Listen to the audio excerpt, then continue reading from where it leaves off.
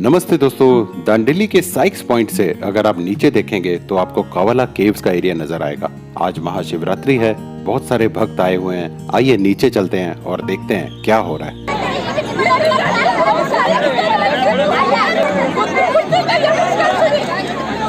दोस्तों, बड़ा आश्चर्य हो रहा होगा कि नीचे तो महाभारत चल रही है और इस महाभारत का भी कारण है दोस्तों।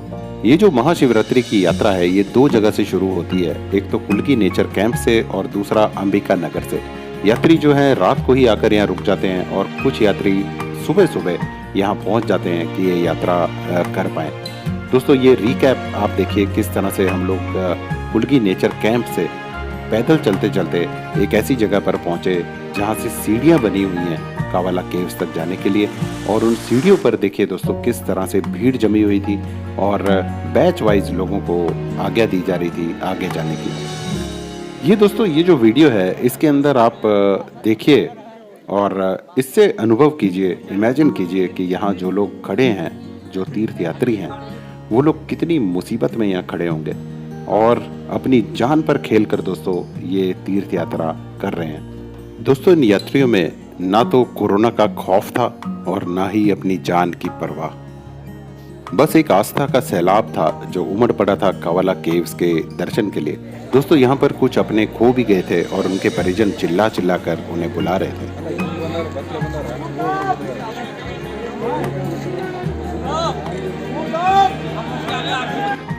खैर, ये मानव स्वभाव है, अपने परिजनों को ढूंढ ही लेता है। लेकिन दोस्तों, ये जो सीढ़ियाँ यहाँ पर बनी हुई हैं ये इतनी क्षमता के लिए नहीं है जितना यहाँ पर यात्रीगण आप देख रहे हैं खड़े हुए हैं। और दोस्तों, हमें से कुछ जोखिम लेते हुए सोचते भी नहीं कि ये कितना खतरनाक हो सकता है। दोस्तों, बचपन से हम टार्जन और स्पाइडरमैन जैसी फिल्में देखकर बड़े हुए, तो ये एक तीर्थ यात्री थे जिन्हें टार्जन की याद आई और वो टार्जन बनकर जोखिम भरे रास्ते से आगे ही आगे बढ़ते जा रहे थे।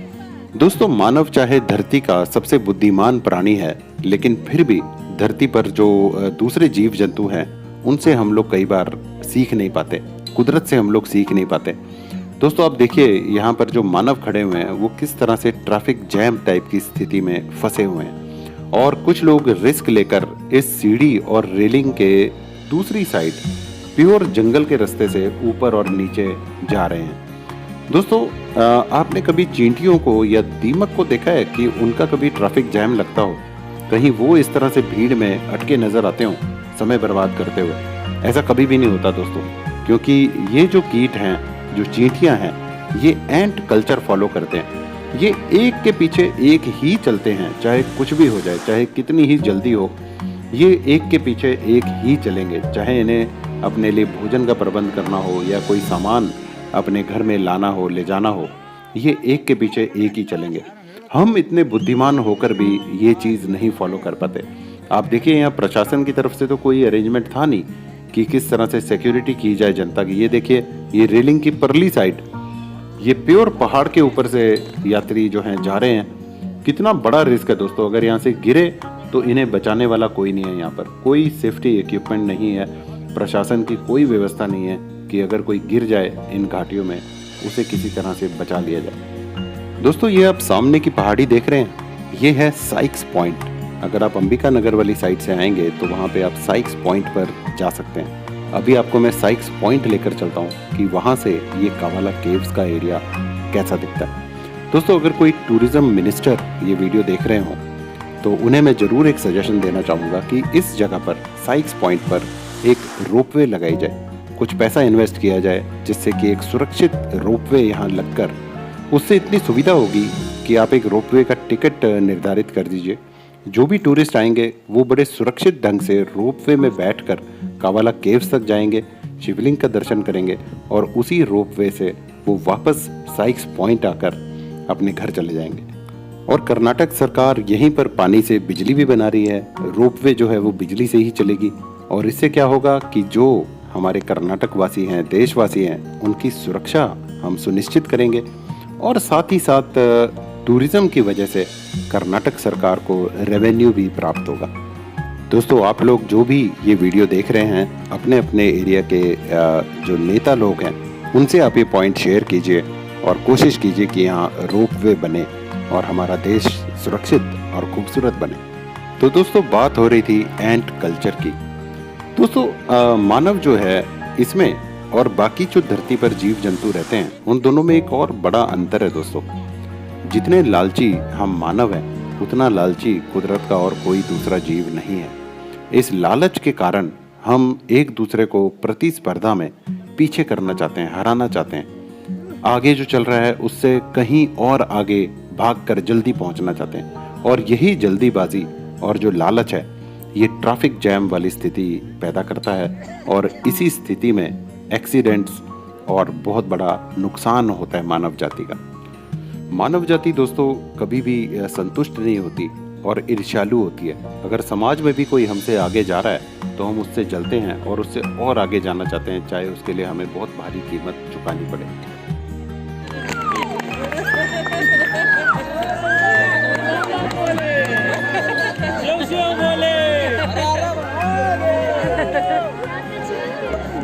दोस्तों ये एक बहुत ही बुजुर्ग दादी थी जिनकी उम्र 100 साल से ऊपर रही होगी और ये बड़ी ही जल्दी इस पहाड़ी पर नीचे उतरकर शिवलिंग के दर्शन करके वापस भी जा रही थी। तो उनकी बहू जो है बहुत खुश होकर नारे लगा रही थी और सारे लोग भी बड़े मोटिवेटेड हो रहे थे एक बुजुर्ग की इतनी हिम्मत देखकर।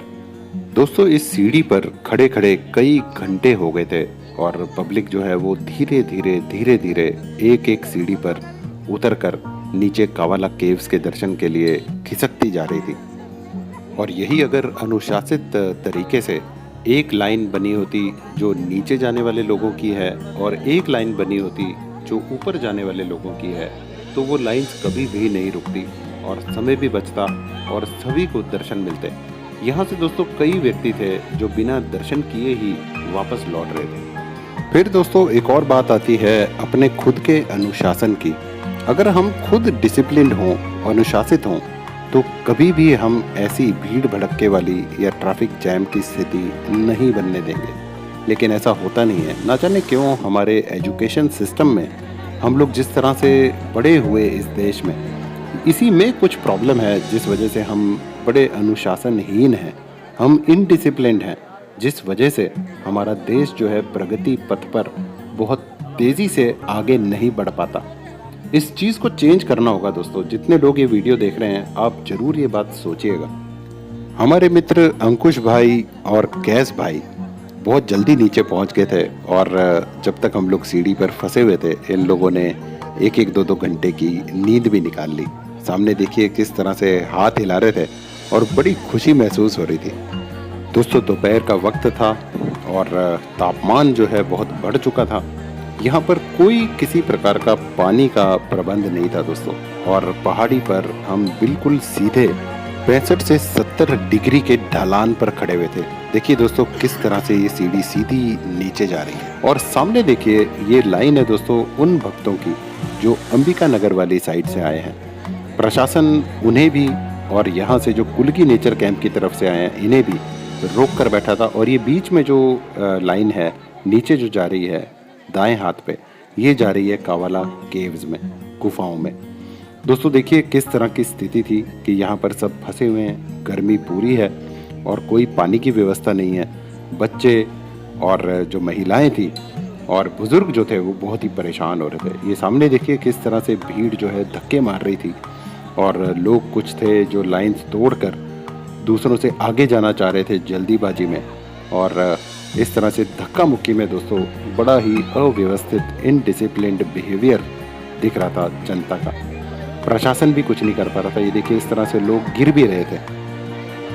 ऐसी ज़बरदस्त भीड़ भाड़ थी दोस्तों कि कुछ शब्द जैसे कोविड-19, corona, omicron, social distance, sanitisation, lockdown, RT-PCR, rapid test, इन सब शब्दों का तो मानो कोई मतलब ही नहीं रह गया था। किसी को याद ही नहीं था कि ऐसा भी कुछ हुआ था। अब आप दोस्तों ये भीड़ देखकर, ये इनडिसिप्लिन, अव्यवस्था देखकर अंदाज़ा लगाइए कि अगर यहाँ कोई भगदड़ हो जाए या स्टैम्पीड हो जाए तो कितने बच्चे, कितनी महिलाएं, कितने व्यक्तियों की मौत हो जाएगी यहीं पर। दोस्तों यहाँ ऐसा माहौल था, सच में एक भगवान का आभास हो रहा था कि भगवान ही हैं जो हम सबको बचाकर यहाँ पर खड़े हुए हैं। नहीं तो कोई यहाँ किसी को बचाने वाला नहीं था। ये सामने देखिए पुलिस लाठियों से पब्लिक को कंट्रोल कर रही थी। और यहाँ जो लोग खड़े हैं दोस्तों, ऐसा नहीं है कि ये अनपढ़ हैं, सारे पढ़े लिखे हैं, लेकिन हमारी पढ़ाई लिखाई के सिस्टम में ही इतनी गड़बड़ है कि हम पढ़े लिखे अनपढ़ों जैसा बिहेव करते हैं। ऐसी जगह पर हम इतनी भगदड़ और इतनी बदतमीजी दिखाते हैं कि जान का खतरा हो जाता है दोस्तों ऐसी जगह पर। अब ये देखिए 2 जगह से जो लाइन्स आ रही हैं, इनमें से पुलिस कुछ लोगों को आगे छोड़ रही थी और आगे जो संगम हो रहा था, ये जो लाइन आप देख रहे हैं, ये नीचे कावाला केव्स तक जा रही थी। जो किस्मत वाले लोग थे वो ही आगे जाकर शिवलिंग के दर्शन कर कर, कावाला केव्स के दर्शन कर कर बड़ी मुसीबत से, बड़ी मुश्किल से वापस जा रहे थे। यहाँ आकर दोस्तों परेशानी और बढ़ गई थी और कुछ तीर्थयात्री तो पुलिस से उलझ पड़े।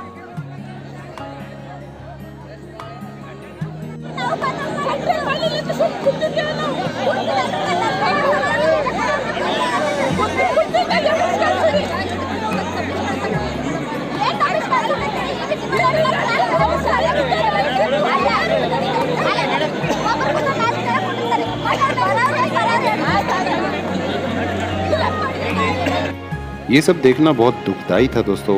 अब यहाँ से अगले पार्ट में आप देखिएगा कि इस पहाड़ से कैसे उतरते हैं।